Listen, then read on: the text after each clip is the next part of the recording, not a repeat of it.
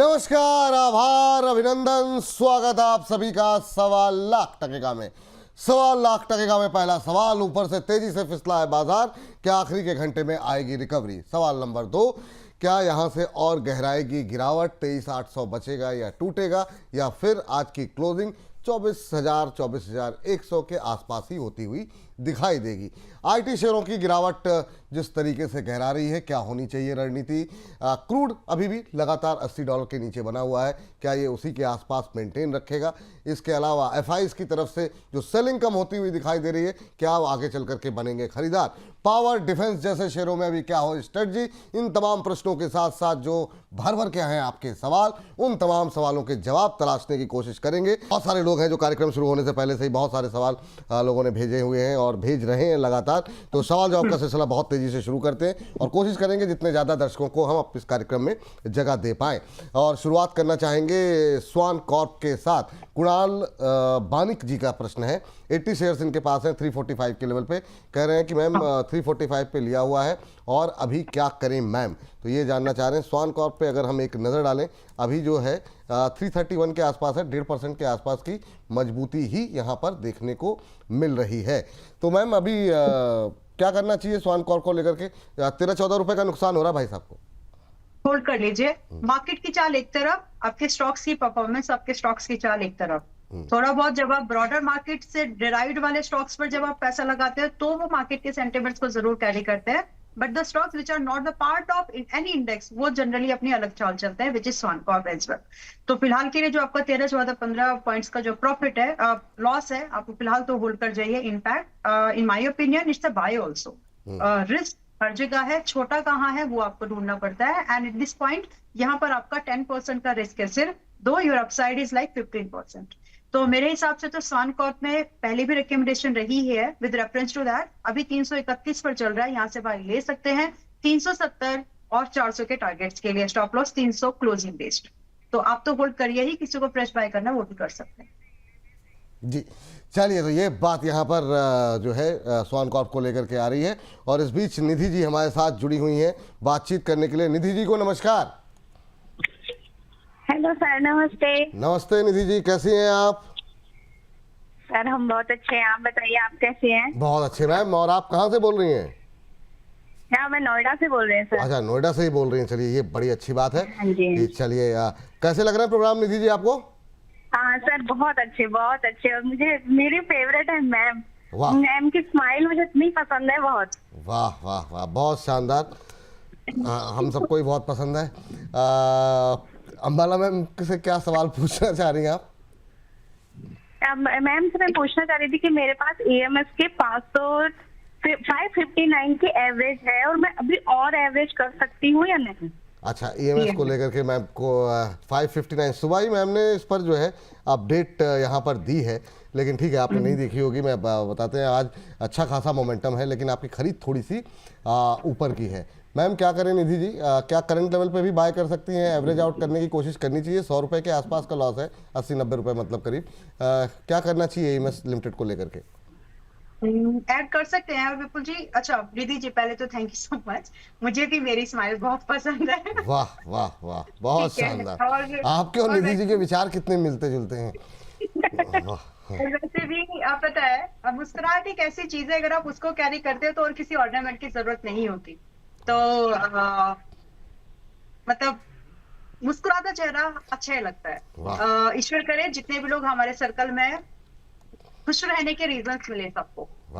चलो ठीक है, EMS लिमिटेड की बात करनी दीजिए। आपने ना शायद पुराने 1-2 शो मिस किए हैं, बिकॉज उस शो में उन शोज में मैंने बात किया था कि EMS को 340-335 पर बाय करवाया था, और ये स्पेसिफिकली बोला था कि अगर आपकी बाइंग 400 के ऊपर किया तो यहाँ ऐड भी कर सकते हो। तो you miss that one, but it's okay. अगर आपने वो मिस, यस इट्स ओके, क्योंकि ये जो अपसाइड है यहाँ से 600 रुपए तक जा रही है। तो अगर आप आज ऐड करना चाहें विद अ व्यू कि थोड़ा बहुत मार्केट है, थोड़ा बहुत 30% अभी 4-5 दिन के अंदर चला है, तो 30% के बाद थोड़ा 5-6% पीछे आ सकता है। जनरल प्राइस मूवमेंट है ये। सो विद दैट अंडरस्टैंडिंग, अगर आप चाहें तो आज के भाव पर आप ऐड कर सकती हैं। आपका क्लोजिंग बेस स्टॉप लॉस 365 का लगेगा फॉर द टारगेट्स ऑफ 600।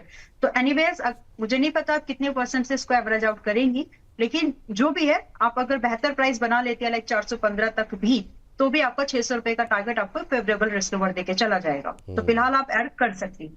तो अभी आप ऐड कर सकती हैं मैम, तो ये चाहें तो एवरेज आउट कर लीजिए मैम। इनको अभी कितना टाइम फ्रेम कितना देना चाहिए वैसे एवरेजिंग के बाद? ओके, अग्रेसिव है, लेकिन 2 महीने एग्रेसिव टारगेट है, आई नो कुछ। ठीक है, तो अभी मैम कोई बहुत लंबा समय भी नहीं दिया गया आपको, तो आप एवरेज आउट कर सकती हैं, ये सलाह आपके लिए है। चलिए जरा अब अगली टिप्पणी लेते हैं। रवि जोशी वीडियो के नाम से इन्होंने सवाल पूछा है और आईडी बनाई हुई है। एक तो मैम 2 सवाल हैं इनके।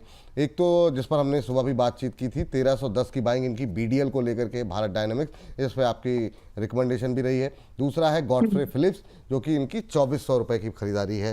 तो दोनों पे ही एक साथ राय ले लेते हैं।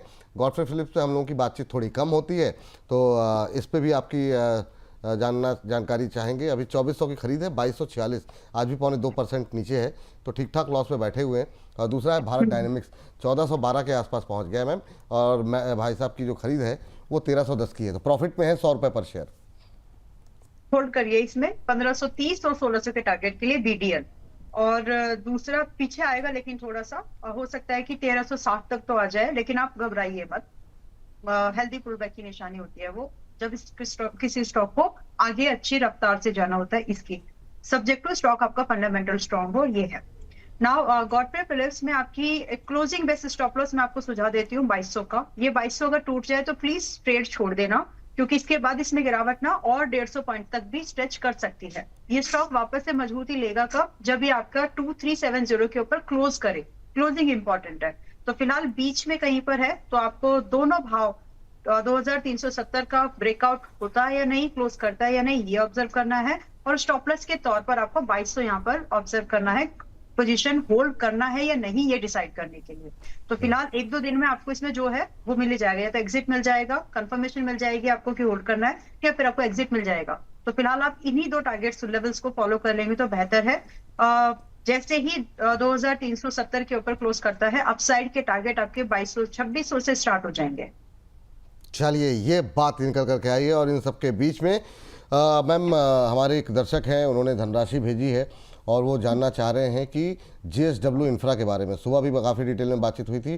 265 की इनकी बाइंग है मैम, और कह रहे हैं कि 450 रुपये के टारगेट इन्होंने अपने लिए सेट किए हैं। व्यू 3 मंथ का है सर। 3 महीने में आप चाह रहे हैं कि यहाँ से मतलब जो है, चलिए ठीक है मैम। अभी JSW इंफ्रा को लेकर के आपका व्यू क्या है? 315 के आसपास है, 3 महीने में यहाँ से 125 की आसपास की रैली हम एक्सपेक्ट कर सकते हैं क्या? आज अच्छा मोमेंटम में बाजार इतना टूटा, लेकिन JSW इंफ्रा होल्ड कर रहा है। क्या सलाह रहेगी? भाई साहब की बाइंग भी बहुत अच्छे लेवल की है। बाइंग तो वही है जो हम लोगों ने रिकमेंडेशन लाया था विपुल जी। 232 पे 245, 260 इन सब भाव पर रिकमेंडेशन हुई है। अब पहले कुछ यहाँ पर सीखने लायक भी है विपुल जी, इनके लिए भी और जो बाकी दर्शक है उनके लिए भी। जब आपको एक बेयर फेज में जब आप एंट्री लेते हो, चाहे वो मार्केट हो या स्टॉक हो, तो वहां से आप इस तरह के एक्स्ट्रा ऑर्डिनरी रिटर्न एक्सपेक्ट कर सकते हैं। लेकिन एक चले हुए स्टॉक में इतने रिटर्न तब बनते हैं जब बहुत ज्यादा मैक्रो फैक्टर फ्यूलिंग हो। वो यहाँ पर उतनी नहीं है जो आप एक्सपेक्ट करें ना, 50 से 40% के 3 महीने में बहुत एक्स्ट्रा ऑर्डिनरी एक्सपेक्टेशन है, बिकॉज अभी स्टॉक चल करके आया है। So you got to have little more time in your hand. 3 नहीं 6 महीने लगा लो तो शायद आपको मिल जाएगा, बट 3 महीने में इट्स क्वाइट एग्रेसिव वन। तो रही बात कि आपकी टारगेट एक्सपेक्टेशन 3 मंथ्स के 3 months to 6 months कितना होना चाहिए, that I can discuss. Ranging from 370 up to 450 quite possible, लेकिन समय लगेगा। अब इसके लिए आपकी जो पोजीशन है फिलहाल आप होल्ड करके जाओ, कोई भी दिक्कत नहीं है। स्टॉक लोअर लेवल पर रिकमेंडेड है। और आज ही वैसे मैं लाइव में थी अभी थोड़ी देर पहले यूट्यूब पर अपने, तो वहां पर 315 के लिए मैं बोल के ही आई हूँ कि कम से कम आधा प्रॉफिट बुक कर लो, क्योंकि 315 दिया हुआ टारगेट अच्छे परसेंटेज से आया है। आप भी उससे कन्विंस्ड हो तो आप कर लीजिए, बाकी स्टॉक मजबूत है, चलेगा। अब आपके हिसाब से आपको डिसाइड करना है। मैं स्टॉक को लेकर के पॉजिटिव आउटलुक अभी भी कैरी कर रही हूँ फॉर अनदर 3 to 6 मंथ। चलिए ये बात JSW इंफ्रा को लेकर के है।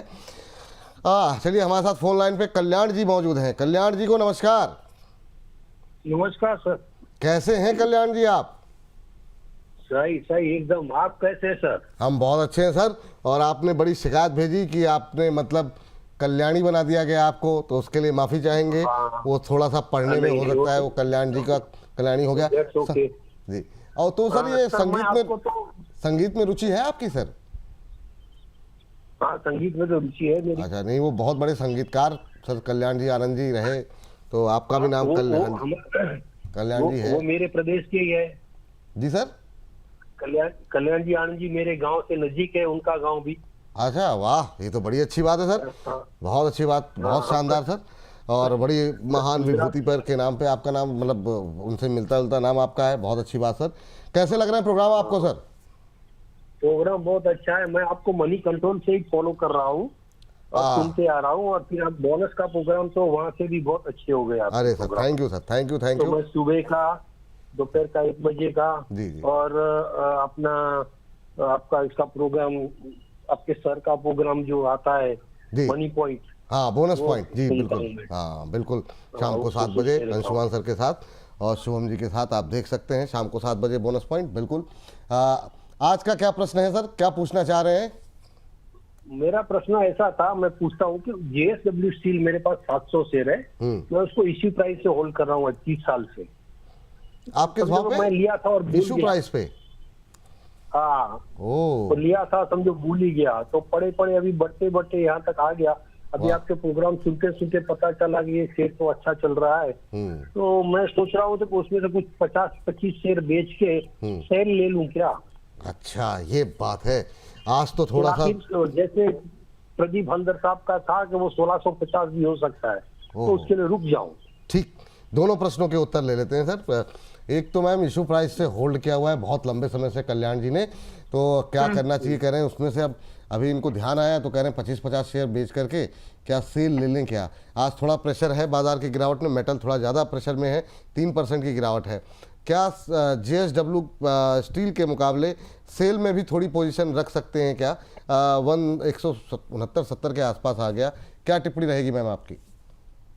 ओके, तो सीखो सब लोग, जो लोग हर दिन मार्केट को ट्रैक करते हैं, देखो पैसा ऐसे भी बनता है। क्वालिटी स्टॉक को पकड़ के अगर आप भूल भी जाओ तो कंपनी अपना काम करती रहेगी और आपका पैसा बन जाएगा। But you got to have patience and hence proved, अगर आपके पास अच्छा स्टॉक है तो पैसा बन जाता है।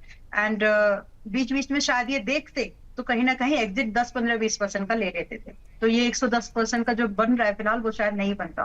तो इंडीड कहने का मतलब ये है कि investment is also a way to create wealth, but trading is something जो कि अगर आप कर रहे हो तो आपको बिजनेस की तरह से करना है। क्लब कर देता है, वहां प्रॉब्लम आ जाती है।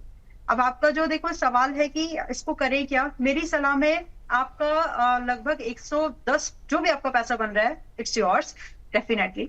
तो इसकी जगह ना आप एक ऐसे ही हाई बीटा काउंटर लीजिए जो इसी की तरह चाल चलता हो, क्योंकि एक अच्छा मूवमेंट बना करके स्लो काउंटर पे नहीं आना चाहिए। तो मेरी नजर में वो काउंटर जो आपके लिए बनेगा सेल की जगह पे, वो कहीं ना कहीं आपका टाटा स्टील बनेगा। और टाटा स्टील आप चाहे तो आज 194 पर देखो आ ही गया, और हम लोग ये बात 210-15 से बोल रहे थे कि नीचे आएगा, आया है और भी आएगा थोड़ा सा। 190-185 के रेंज में आप अपने बेस कैपिटल से, जो आपने JSW इंफ्रा में जो आपका प्रॉफिट है वो वही रहने दीजिए, बिकॉज अभी 317 पर है। 400 आप 2-3 क्वार्टर और होल्ड करिए, 400 आपको दिख जाएगा JSW इंफ्रा।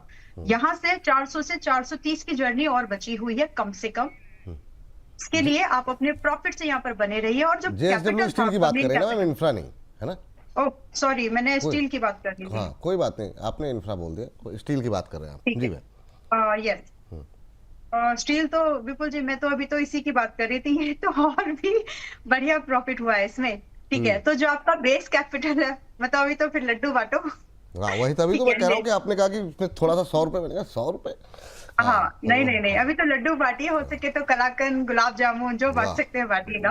एनीवेज, आपकी जो बेस कैपिटल है वो बेस कैपिटल इसी तरह के हाई बीटा काउंटर पर आप लगा सकते हैं, जो कि टाटा स्टील बनेगा। अभी सेल नहीं है वैसा, तो टाटा स्टील में आप चाहें तो 185 से 195-90 की रेंज में खरीदारी कर सकते हैं, विद अ व्यू कि आप ऐसे ही लेके भूल जाएंगे, तो उस हिसाब से आपका पैसा इसमें अच्छा बन जाएगा। बाकी काउंटर जो है 1243 पे चल रहा है, अगर आप और होल्ड करें यहाँ पर तो आपको 1600 से 1850 के टारगेट अगले और कुछ क्वार्टर्स में बनने जैसे हैं, बन जाएंगे। चूंकि आपने सेल का, उनका सवाल भी सेल को लेकर था, बहुत लोगों के सवाल सेल को लेकर के हैं, क्योंकि ये तेजी से नीचे आ गया है 168-69। वो लोग क्या करें जो कि 200 के ऊपर तक के लेवल देखने के बाद निकले नहीं और अभी तक वेट कर रहे हैं सेल में। तो सेल को लेकर के अभी व्यू क्या है, क्या अभी बने रहें, लॉस बुक करें, थोड़ा सा और टूटेगा। करना ही पड़ेगा, क्योंकि यहाँ से लॉस और बुक करें या वेट करें, मतलब मान लीजिए अगर लंबा थोड़ा सा रुक सकते हैं तो रुकें या फिर लॉस बुक करें। देखिए, अगर आप 2 क्वार्टर से कम का व्यू लेके जा रहे हैं तो लॉस बुक करो, लेकिन अगर आप सच में होल्ड कर सकते हैं, मतलब you got to be true to yourself. अगर आप 6 महीने 9 महीने तक होल्ड कर लोगे तो रिकवरी आ जाएगी, पॉसिबल है। ये मेटल्स की पूरी गिरावट की वजह से काउंटर की इस तरह के मूवमेंट पे आए हैं, शुरुआत है ये यूएसए से, तो फिलहाल एल्यूमिनियम से। तो अब फिलहाल के लिए इसमें जो आपका नजरिया होना चाहिए, इट्स अ क्वालिटी स्टॉक, नीचे और गिरेगा जो कि 155 150 के भाव तक आने वाला है। वहां आपके पास ऐड करने की गुंजाइश है तो ऐड कर लीजिए, इफ नॉट जैसा है वैसा रख दो। लेकिन अगली बार से जब मोमेंटम आ जाए तब प्रॉफिट बुकिंग की भी आदत डालिए, क्योंकि जब आप 6 महीने साल भर की बात कर रहे हैं ना, तो प्राइस वैसे ही चलता है। कुछ महीनों में ये आपको 40% प्रॉफिट दिखा देगा, फिर करेक्ट करके वही 20% के बचेंगे। तो या तो लंबा होल्ड करो तरीके से जैसे अभी सर ने किया था, या फिर जब बीच बीच में जो मूवमेंट्स आते हैं उनको एनकैश करो, बीच में कहीं पर कंफ्यूज नहीं होना चाहिए फिर। चलिए ठीक है, इस बीच जरा फटाफट जो है अभिनव तिवारी जी से बातचीत कर लेते हैं। एक इन्वेस्टमेंट आइडिया विपुल जी, जब बातों बातों में जेएसडब्ल्यू इंफ्रा बात कर ही लिया है तो छोड़ना नहीं चाहिए। जी जी बताइए। इट्स अ गुड काउंटर, आज के लिए 317 पे चल रहा है। हम सब मतलब जो भी लोग इसको खरीदना चाहें, रेंजिंग फ्रॉम 4 इन्वेस्टमेंट काउंटर, कम से कम आप इसको होल्ड करेंगे, साल भर का नजरिया लेके जाओ। आपको रेंजिंग फ्रॉम 370 400 तक के टारगेट तो बाय दिसंबर की मेरी एक्सपेक्टेशन आ जाएंगे। बहुत एग्रेसिव काउंटर है, आई नो टारगेट्स है, लेकिन ये वाइबल लगता है, क्योंकि इसमें जो रिस्क आप लेंगे वो 270 क्लोजिंग बेस्ड होगा। आपके टारगेट बहुत फेवरेबल बन सकते हैं। तो जेएसडब्ल्यू इंफ्रा इज समथिंग जो कि हम अपने मिड टर्म पोर्टफोलियो एंड अपने लॉन्ग टर्म पोर्टफोलियो में आज की डेट में भी इतना चलने के बाद भी इंक्लूड कर सकते हैं। तो जेएसडब्ल्यू इंफ्रा पे मिड टू लॉन्ग टर्म का अगर आप इन्वेस्टमेंट के लिए बहुत लोग आइडियाज पूछते रहते हैं तो आप यहाँ पर खरीदारी कर सकते हैं। ये सलाह जो है जेएसडब्ल्यू इंफ्रा को लेकर निकल के आई है। फटाफट बातचीत कर लेते हैं अभिनव तिवारी जी से, हमारे साथ फोन लाइन पे काफी देर से वेट कर रहे हैं। तिवारी जी को नमस्कार। नमस्कार सर, बताइए सर कैसे हैं आप? अरे हम बहुत शानदार हैं सर, आपसे बात हो गई, इससे अच्छी बात क्या होगी। कहाँ से बोल रहे हैं तिवारी जी? मेरी पर इससे अच्छी क्या बात होगी सर, आपसे बस बात हो जाती है, बस यही बोलिए। अरे सर कहाँ से बोल रहे हैं तिवारी सर? सर कानपुर। कानपुर मतलब अद्भुत जगह है सर अपने आप में, बस थोड़ी सी समस्या प्रदूषण को लेकर के रहती है, बाकी तो मतलब जो है ब्रेड मक्खन जो है ना वो अद्भुत है वहाँ का। बताइए सर। बिल्कुल सर, यहाँ का ब्रेड मक्खन बहुत फेमस है। हाँ मतलब जो है वो जब भी कानपुर आता है और कुछ समझ में नहीं आता, सुबह सुबह सीधे पहुँच जाइए पार्क में टहल करके अपना जो है मट्ठा और ब्रेड मक्खन, पहलवान का मट्ठा, पहलवान का। बस बहुत शानदार सर। बताइए सर कैसे याद किया, क्या सवाल है आपका? अच्छा, एक्चुअली वो नोसेल शेयर एक्चुअली था, 2-3 दिन से ट्रेंडिंग में था, तो मैंने नोसेल में स्विंग ट्रेडिंग के लिए बाय कर लिया था 200 रुपए के रेट पे। लेकिन आज सर एकदम से फोन आ गया उसमें, तो इसी में सर बड़ा क्वेश्चन था मैम से, अंबाला मैम से। अच्छा, क्या नजरिया है सर वैसे आपका? आपने जब लिया था क्या सोच के लिया था, कितने समय, क्या नजरिया रहेगा? ट्रेड का सर सोचा, स्विंग ट्रेड का मतलब वही 2-4-10 दिन का अगर व्यू लेते हाँ फिर तो सर एक वेकफिट इनोवेशंस का क्या था, वेकफिट इनोवेशंस मैंने लिया था 140 कितने पे बता देता हूँ। मैं लिया था वेकफिट इनोवेशंस 140 पे। चलिए ठीक है, अंबाला में अगर ढूंढ लें तो अच्छी बात है। मुझे थोड़ा सा हाँ वेकफिट इनोवेशन। अच्छा ठीक है, पहले जरा नोसेल में बात कर लेते हैं। 200 पे आपने लिया हुआ है, यहाँ पे चला अच्छा मैम, लेकिन अब समस्या ये हो गई कि आज आ गई है गिरावट यहाँ पर 1-1.5% की, और भाई साहब की खरीद के भाव से हो गया काफ़ी नीचे। 8-10 दिन के लिए सोचा था, लेकिन स्टॉप लॉस शायद नहीं लगाया होगा। अभी क्या टिप्पणी रहेगी आपकी नोसेल को लेकर के? ऑलराइट, ये फंडामेंटल रीजन की वजह से चल रहा है। तो इस तरह की गिरावट, एक स्पाइक में उछाल आना और एक स्पाइक में प्रॉफिट बुकिंग आना, इट्स काइंड स्विंग ट्रेडिंग में लोग ये करते हैं, बट ये स्टॉक फंडामेंटल रीजन की वजह से चल रहा है। जो गवर्नमेंट ने कुछ केमिकल्स के ऊपर जो एंटी डंप ड्यूटी लगाया था रबर इंडस्ट्रीज के लिए, तो इसका फायदा मिल सकता है। सो विद दैट व्यू अभी आप महंगा खरीदेंगे तो ऐसा होता है, बट एनीवेज थोड़ा सा ये पीछे और आएगा, आप उसके लिए तैयार हैं। और इनफैक्ट जो लोग ने ये मूवमेंट मिस कर दिया था, मैंने भी मिस कर दिया था, मैं रेकमेंड नहीं कर पाई क्योंकि मेरे रडार पर ही था और चल निकल गया 20%, तो छोड़ दिया था फिर। तो हम लोग भी इसको वॉच कर रहे हैं बिकॉज फंडामेंटल सपोर्ट है, दैट्स व्हाई 175 के आसपास आ सकता है, 175 से 178 की रेंज में। वहां पर ऐड करने की अगर आपके पास गुंजाइश है, आपने स्विंग ट्रेडिंग का नाम ले दिया ऑलरेडी, फिर भी अगर आपके पास थोड़ा ऐड करने की गुंजाइश है तो आप इसमें ऐड करके पॉसिबली अपसाइड टारगेट जो होंगे 220 से 250 के लिए आप इसको रख सकते हैं, but you got to change the duration. इसमें समय लगेगा। अब आप यहाँ से मान के चले कि आपको कम से कम 1 महीना तो लगेगा ही, और इस एक महीने में आपको पेशेंस लगेगा, विच नो मोर 2-3 डेज वाला काउंटर। अब इसके लिए जब भी आप लोग खरीदारी करें, बिकॉज हमारे रडार पर है 175 के आसपास हम लोग खरीदेंगे, और जब भी आप लोग इसको खरीदे तो 160 रुपए का क्लोजिंग बेस स्टॉप लॉस जरूर लगा करके रखें। तो मैं इसमें पॉजिटिव आउटलुक के साथ अपसाइड मूवमेंट चेस करने के लिए रडार पर रख करके बैठी हूँ। जब भी भाव आ जाएगा विल बाय इट। आपके लिए भी सेम सलाह। और दूसरा काउंटर मिला क्या मैम आपको? वेकफिट, यस। और वेकफिट जब भी आया था, आई सेड आईपीओ मैंने इसका रिव्यू किया था कि बकवास है मतलब पुरानी चीजों को नई तरीके से परोसा जा रहा है और कुछ भी नहीं है। तो एंड अभी प्राइस वैसे ही चल रहा है इसका। तो फिलहाल आप आईपीओ के प्राइस से कि बीच में कहीं खरीदा आपने? जी मैम क्या कह रही? इन्होंने आईपीओ के प्राइस से रखा हुआ है या कहीं ये और कब से रखा हुआ सर आपने? 141 पे सर लिया 141 पे लिया हुआ है। ओके, तो फिर आप आपने सेकेंडरी मार्केट में खरीदा, चलेगा। आपको क्लोजिंग बेस स्टॉप लॉस यहाँ पर 105 रुपए का लगाना पड़ेगा। हाई बीटा है ये काउंटर भी। आपको नोटिस ये करना है, थोड़ा सा समय लगा लीजिए, 3 महीने का समय। 3 महीने में जो मिले, जितना मिले, जैसा मिले, इसको लेकर के निकल जाएगा। एक्सपेक्टेड टारगेट आपके 170 के होंगे। चलिए ठीक, ये बात हो गई वेकफिट को लेकर के। चलिए फटाफट जो है हमारे साथ एक और दर्शक फोन लाइन पे जुड़े हुए हैं, उनसे बातचीत मीनाक्षी जी हैं। सॉरी, मीनाक्षी जी को नमस्कार। नमस्ते सर, कैसे हैं? नमस्ते मीनाक्षी जी, कैसी हैं आप? अम्बाला मैम को भी नमस्ते। जी अम्बाला मैम। नमस्ते। नमस्ते मैम। कैसी हैं मीनाक्षी जी, आप कहाँ से बोल रही हैं?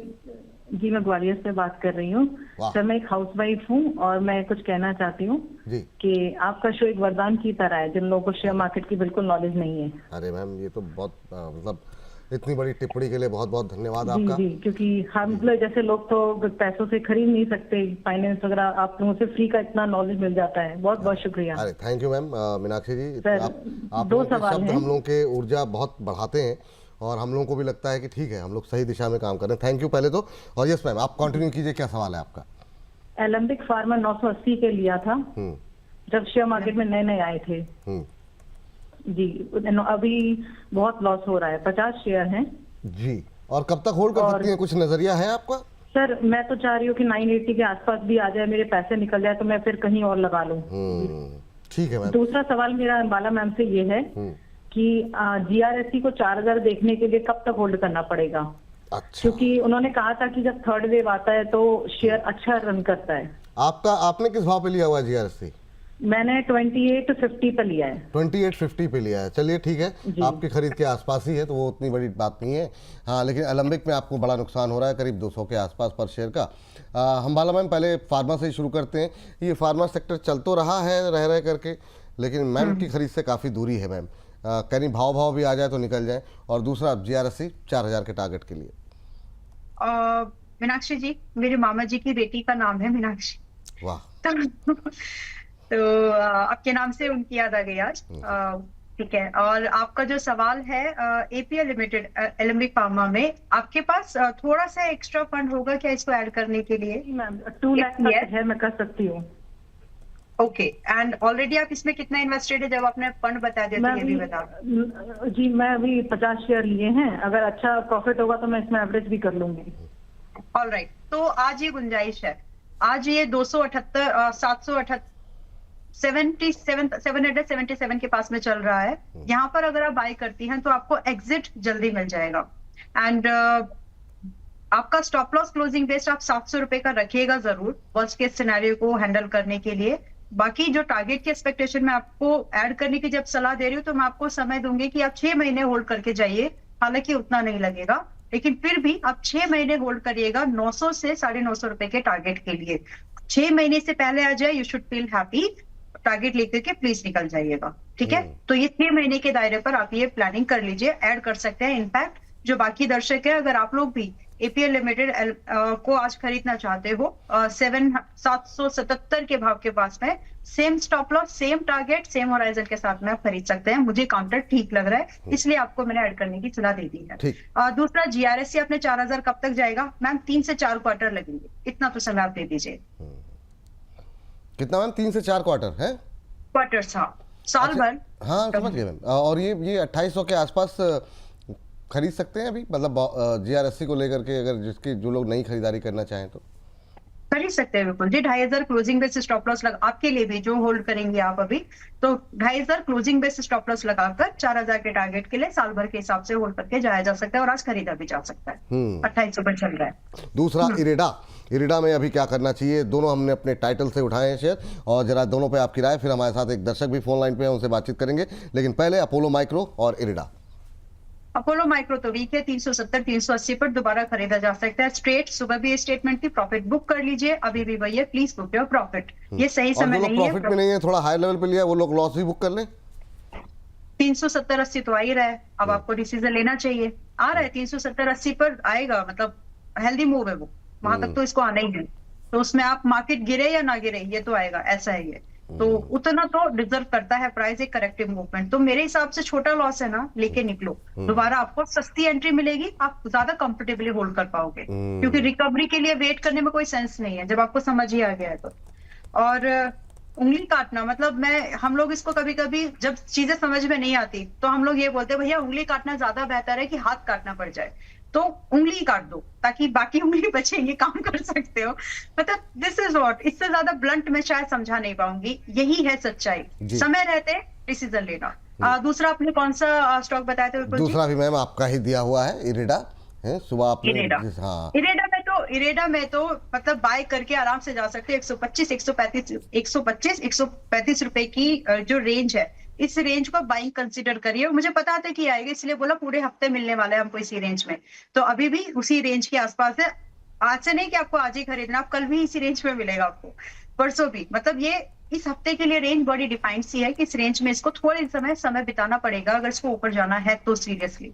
तो ये रेंज आपकी 125 to 135 है, जहां पर आप एक्यूमुलेट कर सकते हैं। एंड फॉर दैट मैटर, अगर आपकी बाइंग फिर से अंडरस्कोर कर रही हूँ 1 से 40 रुपए के ऊपर की है, तो आप यहाँ पर थोड़ा बहुत ऐड करके भी जा सकते हो। You got to maintain closing base stop loss at 115, 115 रुपए क्लोजिंग बेस स्टॉप लॉस लगाकर 170 से 200 के टारगेट के लिए ये व्यू है। चलिए, ये बात है, दोनों शेयरों को लेकर के निकल के आइए।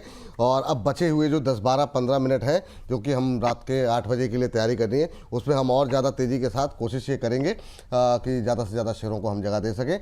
चलिए जरा फटाफट बातचीत कर लेते हैं राकेश जी से। राकेश जी नमस्कार। नमस्कार सर। नमस्कार सर। कैसे हैं सर राकेश जी? बहुत बढ़िया सर, आपका शो देखते ही मतलब मन अच्छा हो जाता है। अरे sir, thank you sir Rakesh ji, बहुत बहुत धन्यवाद, तहे दिल से शुक्रिया आपका। और बताइए कैसे याद किया, क्या सवाल है? अम्बाला मैडम को भी मेरी तरफ से नमस्कार। हाँ, सुन रही है मैम आपको। सर मैंने स्टार्लिंग विल्सन है, SW सोलार मेरे पास 287 रेंज पे है, 715 शेयर है सर। अच्छा, 715 शेयर आपने SW सोलार के ले रखे हैं, 287 पे है। हाँ, तो अभी उसमें काफी अच्छा मतलब रिकवरी हो चुका है मेरा।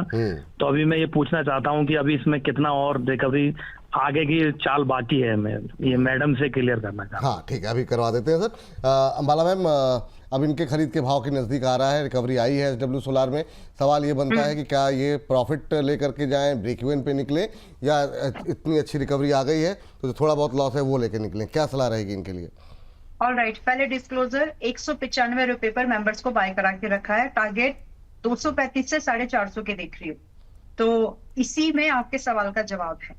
अभी आप होल्ड कर सकते हैं। और वैसे भी आपने मतलब आपकी बाइंग के हिसाब से स्टॉक तो बहुत 150 तक भी आया था, तो आप निकले तो है नहीं। मैं बोलूंगी भी तो भी आप नहीं निकलेंगे, तो उसका कोई फायदा नहीं है। अगर आपके पास गुंजाइश है और कल को 2-4 दिन के अंदर में अगर आपको स्टॉक थोड़ा सा सस्ता मिल जाए, लाइक 235 तक भी, तो आप हो सके तो थोड़ा बहुत ऐड करिएगा, सो दैट इतना समय जब पेशेंस के साथ आपने रखा है तो कुछ प्रॉफिट मिले।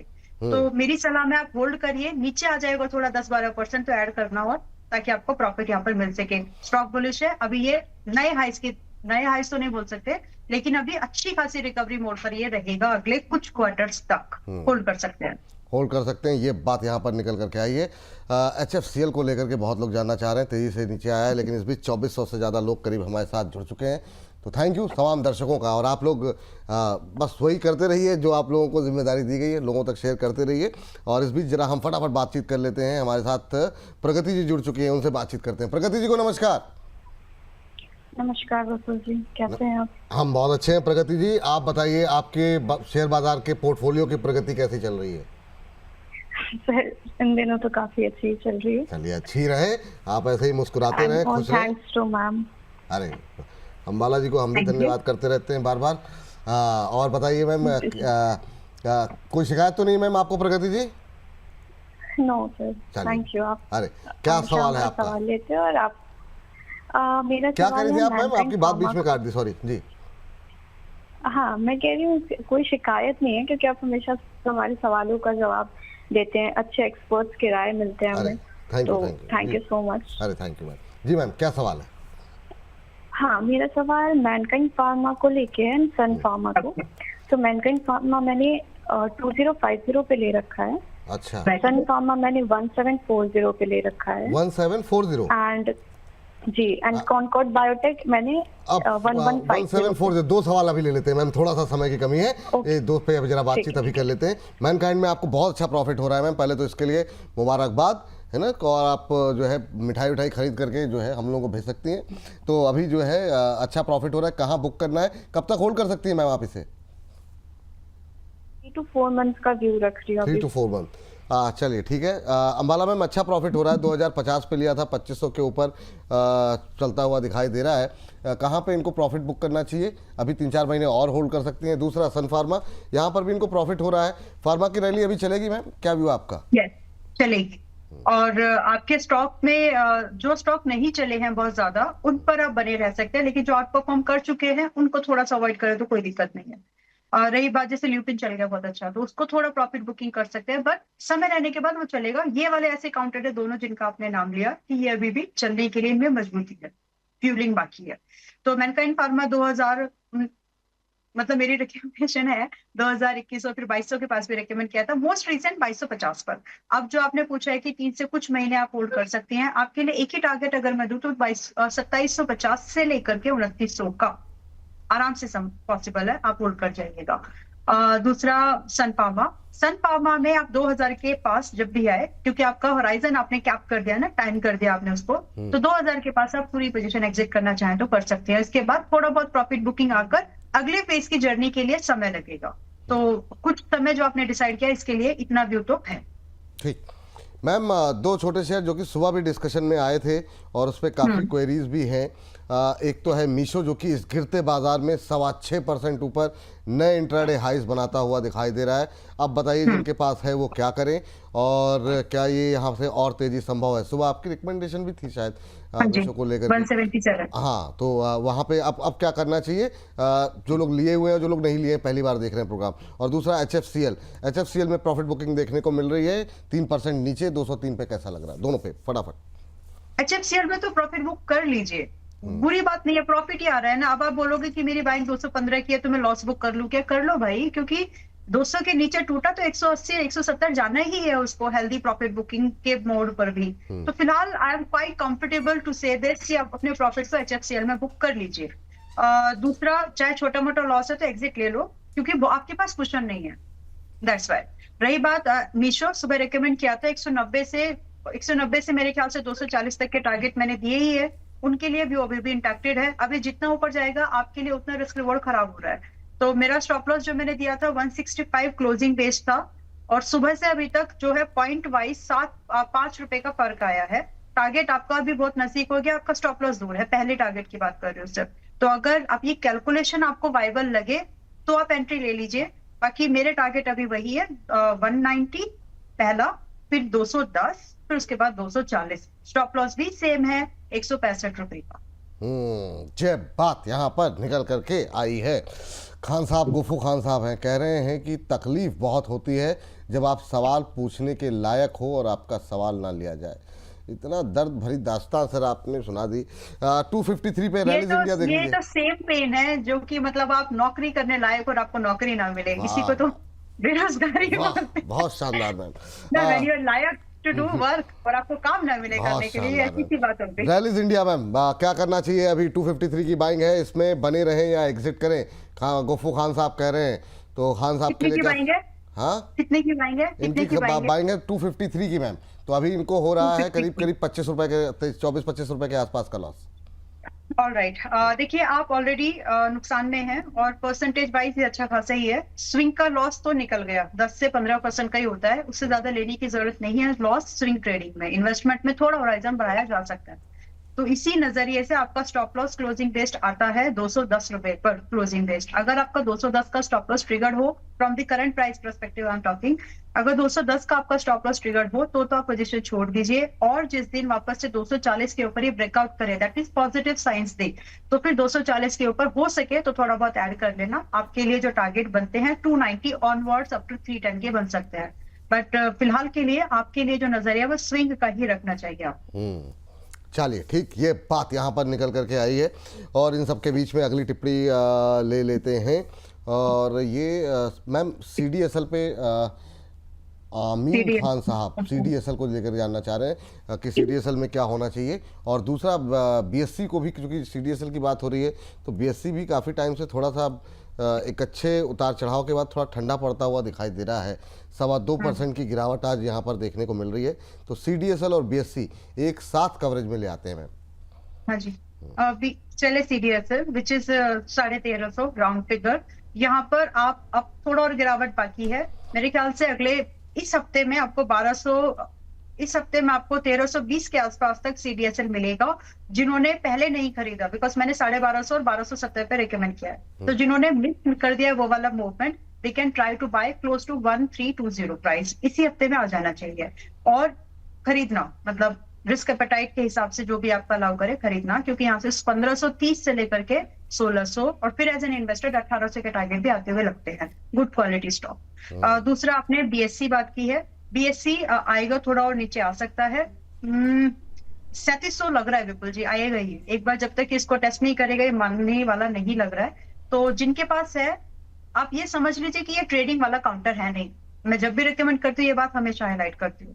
तो अगर आप कंफर्टेबल हैं 3700 के आसपास आकर आप ऐड कर लोगे और आप कई क्वार्टर्स तक होल्ड कर सकते हो तो BSE आपके लायक है।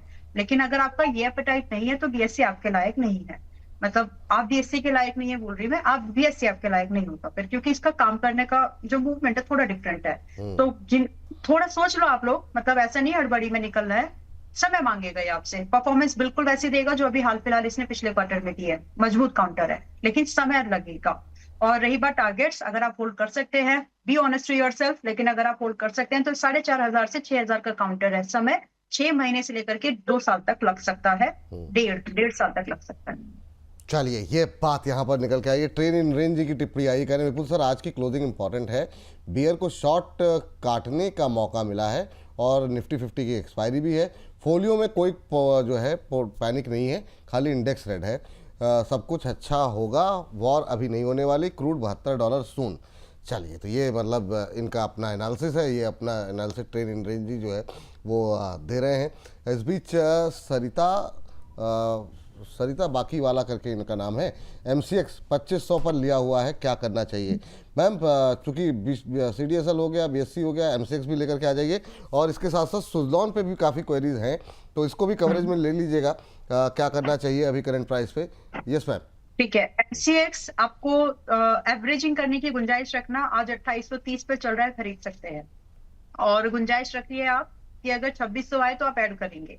बड़े बड़े दूर के इसकी रेंज है विपुल जी, जैसा स्टॉक वैसी एनालिसिस ही करनी पड़ती है, राइट। मैं ये चीज आपको रिलायंस में नहीं बोलूंगी, ना ही HDFC बैंक में, लेकिन MCX is a high beta counter, तो उसका बड़ी रेंज पे काम होता है। तो आपको जैसा स्टॉक है उसके हिसाब से अपने आप को मॉडिफाई करना। You can't modify stock according to your condition. तो समझ ले प्लीज थोड़ा सा। अब क्योंकि दूर दूर है स्टॉप लॉस, इसीलिए बात मैंने थोड़ा सा एक्सप्लेन कर दिया, और जो दूसरा काउंटर भी आपने दिया है उसका भी वही हाल है।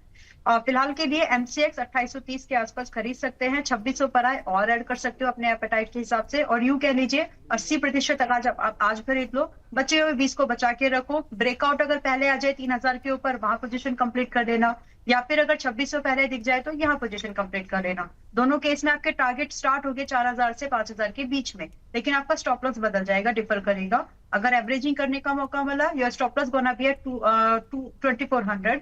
अगर ब्रेकआउट के बाद आपको पोजीशन कंप्लीट करने का मौका मिला तो आपका स्टॉप लॉस ही 2600 हो जाएगा। तो थोड़ा सा वाइजली नोट डाउन कर लो नंबर को, ताकि बाद में कोई कंफ्यूजन न रह जाए।